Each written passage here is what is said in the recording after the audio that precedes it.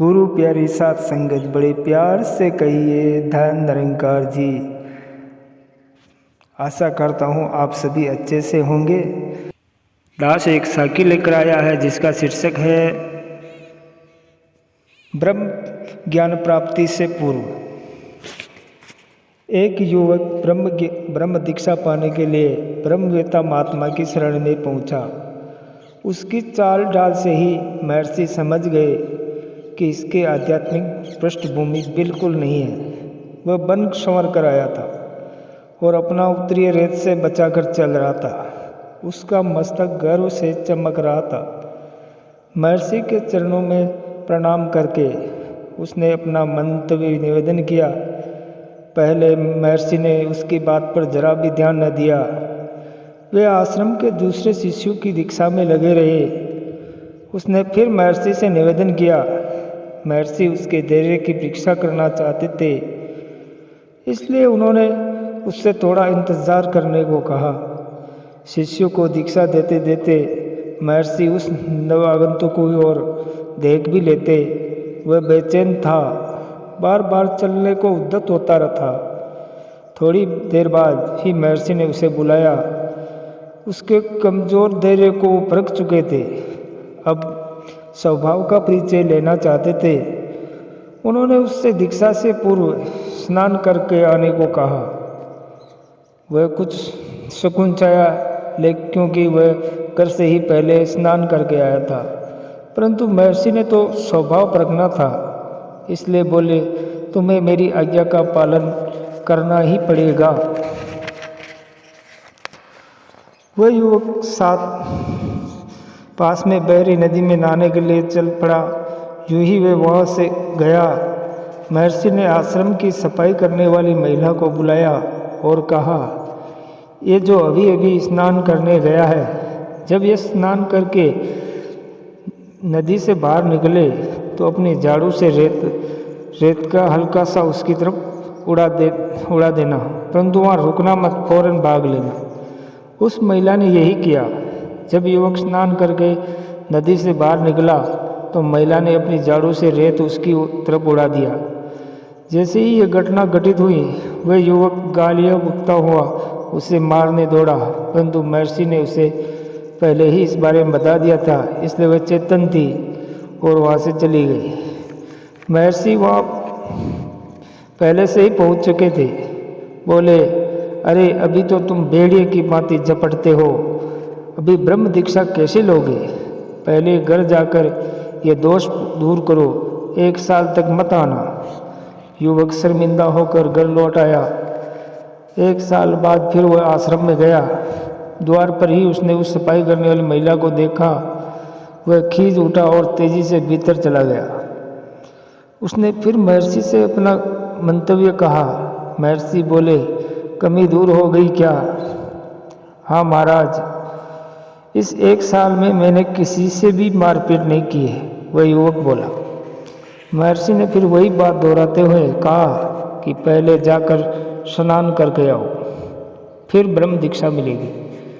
उसने चारों तरफ उस महिला, सफाई करने वाली महिला को देखा, परंतु वह कहीं दिख नहीं रही थी, इसलिए निश्चिंत होकर नदी की ओर बढ़ चला। उसके जाने के बाद फिर महर्षि ने उसी महिला को बुलाया और बोले, इस बार उसके ऊपर ज़्यादा रेत उड़ा देना, बल्कि उसके शरीर से अपने झाड़ू का स्पर्श भी करा देना, परंतु घबराना नहीं, इस बार वह मार नहीं सकता। उस स्त्री ने फिर वही किया। वह युवक क्रोध में भर उठा और गालियाँ देने लगा। महर्षि बोले, अरे अभी तो तुम कुत्ते की तरह भौंकते ही रहते हो, ब्रह्म विद्या कैसे टिकेगी? जाओ, जाकर इस दोष से छुटकारा पाओ, इसके बाद ही मेरे पास आना। युवक फिर चला गया। ब्रह्म दीक्षा की उसकी इच्छा अब और बलवती हो गई थी। वह पूरे ध्यान से जीवाशय में जुट गया। 1 साल बाद फिर ब्रह्म दीक्षा हेतु पहुंचा। उसने हर एक को प्रणाम किया, गुरुदेव के चरणों में झुककर बैठ गया। इस बार उसमें पूरा परिवर्तन दिख रहा था।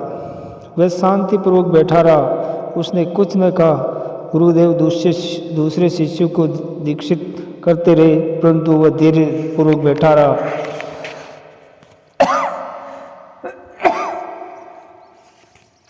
बाद में महर्षि ने उसे अपने पास बुलाया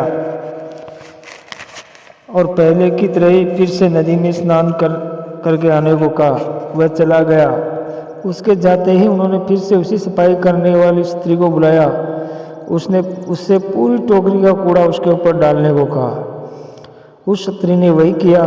जैसे ही वह युवक नदी से बाहर निकला, स्त्री ने कूड़े की टोकरी उसके ऊपर उलट दी। वह यह देखकर अचरज से भर उठी कि वह युवक नाराज होने के बजाय हाथ जोड़कर प्रणाम कर रहा था। युवक बोला, बहन, तुम ही ने मुझे क्रोध पर विजय दिलाई है। यदि तुम मुझ पर यह उपकार न करती तो मैं विनम्रता का आदर न ले पाता। महर्षि ने यह दृश्य देखा तो उसे उसी अवस्था में उठाकर गले से लगा लिया। प्राचीन युगों में ब्रह्म प्राप्ति इतनी सरल न थी। तब लोग ब्रह्म विद्या की कदर भी जानते थे, परंतु आज अधिकांश मनुष्यों में इतना धैर्य नहीं है। ब्रह्म के प्रति इतनी लगन भी नहीं है, परंतु ब्रह्म ज्ञान की महत्ता तो वही है। इसलिए आज के ब्रह्मवेता सद्गुरु दयालुता पूर्वक मानव को ब्रह्म ज्ञान की दीक्षा दे रहे हैं ताकि वे जीवन को सफल कर सके। हम हर पल यही कोशिश करें कि हम सही मायने में भक्त बने। ये सारे गुण जो प्यार, नम्रता, विशालता, तंगदिली को छोड़कर ना, सहजता, करुणा आदि जो सकारात्मक गुण हैं, इनको अपनाते रहिए, इनको जीवन में लागू करते रहिए, तभी ये भक्ति हमारी कायम रह सकती है। अगर हम ये सोच ले कि हम अपने मन की भी करेंगे फिर भी हमें महापुरुषों वाला दर्जा मिलेगा, तो ये हमें खुद ही सोचना है कि ऐसा संभव ही कैसे होगा। चाहे ये संत इतने मान होते हैं, हर एक को महापुरुष कहकर, हर एक को ये मानकर कि दास तो उनकी चरण रज है, वह भाव तो है, पर हम अपने आप में कैसे, इसका खुद हमें ही पता है। कैसे हमें एक असली रूप में भक्त बनना, सिर्फ नाम का भक्त नहीं बनना है। ये भक्ति हर एक के जीवन में दृढ़ तभी तक होगी जब तक हमें निरंकार हमें याद है। जब सुमरन में हमारा मन इतना रंग जाए कि अगर कोई कार्य भी कर रहे हैं तो अवचेतन मन में वह जुड़ाव भी लगातार इस सुमरन की तरह कायम रहे। हम अगर मन से कुछ कार्य कर रहे हैं तो ये सब तो हमारे मुँह से नहीं निकल पा रहे हैं। एक तो ही निरंकार, मैं तेरी शरण हाँ, मैनू बख्श लो, पर ये जो मन है उन शब्दों का एहसास लेकर सुमरन साथ साथ कर ले। कोई कार्य करते हुए भी तो वह सुमरन ही है। सत्संग में भी कैसे हमारा जुड़ाव हो, लगातार हर उस एक व्यक्ति से जो बोल रहे हैं, भक्ति गीत गा रहे हैं, किसी भी रूप में साथ बैठकर भी अगर किसी के लिए ऐसा भाव जो हमें दिशा दे, ये सत्संग में सिर्फ शरीर बैठा है पंडाल के अंदर, पर मन इधर उधर भाग रहा है, किसी पर फैसला दे रहा है, तो फिर वह सत्संग भी सत्संग नहीं है। और वही बात सेवा पर भी लागू होती है कि सेवा भी तब तक ही प्रवान है जब वह भक्ति के अनुसार की जा रही है। दातार हम सबको याद रखवाए कि कैसे ये ब्रह्म ज्ञान तो हमें मिल गया है, अब इसकी कदर भी हमें रहे। कैसे ये कदर बनाए हुए ही ये मन अपने आप को भक्ति मार्ग पर रख सकते हैं। नहीं तो जिस पल हमें ये निरंकार भूलेगा उसी समय हमारी ज़िंदगी में सब कुछ हमें खुद ऐसा महसूस होगा कि सब कुछ गलत होता जा रहा है। हमें हर पल इस एक के निशाने पर ही रहना है। इस एक प्रभु परमात्मा निरंकार से ही जुड़कर अपने जीवन को आगे से आगे लेकर जाना है। साथ संगत जी, प्यार से कहना जी, धन निरंकार जी।